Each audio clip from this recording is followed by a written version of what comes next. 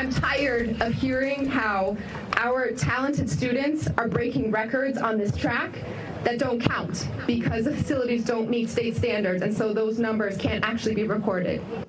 That is Boston Mayor Michelle Wu laying out just one of the reasons why she wants to renovate Boston's White Stadium. Under the mayor's plan, the historic stadium would be upgraded for use by Boston Public School students and serve as the home for a women's pro soccer team. That plan took a step forward today when the city's Parks Commission unanimously approved the stadium's demolition. But opponents accuse the mayor of rushing this process forward, and they're suing to stop it. It's a place where for decades, young Bostonians have come to compete. But White Stadium is in need of repair. The signs of decay are obvious. A $100 million renovation is on the table so the facility can house a pro women's soccer team. But that proposal has proven divisive. The whole world is going to look at a soccer game and see that it's in Roxbury, Massachusetts. It's a park.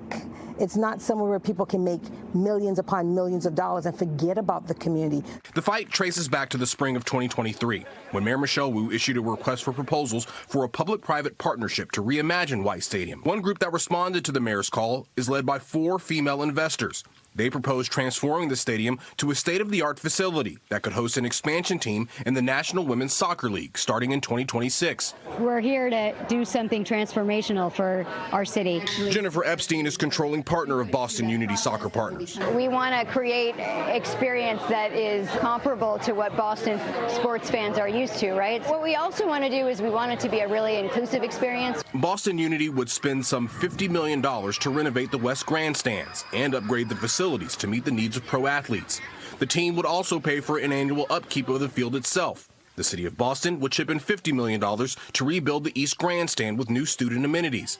A new 8-lane running track will, at least in theory, turn Boston into a major host for track and field events. But the city and the investors are facing a determined opponent, a group calling itself the Franklin Park Defenders. This plan isn't the renovation we want and or need. Renee Stacy Welsh grew up steps away from the park, and she still lives in walking distance to it. She has been an outspoken member of Franklin Park Defenders. She says she's not opposed to upgrading the stadium and spending city money to do it, but she's not down with the soccer team. The one place that we have to go run, exercise, take a breath, get some reprieve is our park. Overcrowding and traffic in the neighborhoods is a chief concern. The city believes it can minimize game day traffic by using satellite parking lots and having shuttles carry fans from nearby MBTA stations. The renovation plan is also opposed by the Emerald Necklace Conservancy. The White Stadium plan led the group to file its first ever lawsuit. Back in March, a judge denied a request for a temporary restraining order and preliminary injunction against the project. White Stadium has a lengthy history. It first hosted games back in 1949. But in many ways, it's showing its age. BPS workers showed us the debris under the East Grandstand, which the city would rebuild as part of the private-public partnership. This debris has been there since a fire decades ago. Think of that. This area has looked like this for decades, in a facility that Boston has been using for decades. Avery Esdale is the Senior Director of Athletics of Boston Public Schools. His office is actually inside White Stadium, so this decay is in front of him daily. You want your amenities to be sufficient for what you're looking to deliver. And so having this in this current state, it kind of ties one of our arms right behind our backs. The Wu administration claims the renovation would generate 500 jobs and more than 300 new permanent jobs at all economic levels.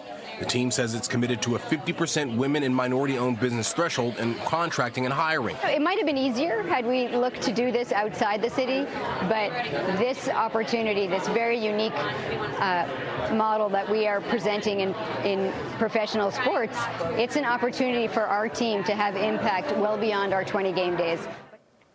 So with today's approval from the Parks Commission, construction could start in the next few weeks once the city obtains all the proper permits and signs a lease with the soccer team. A final vote on the stadium's design is expected in the fall. Meantime, the Franklin Park Defenders lawsuit against the stadium is scheduled to go to trial next March.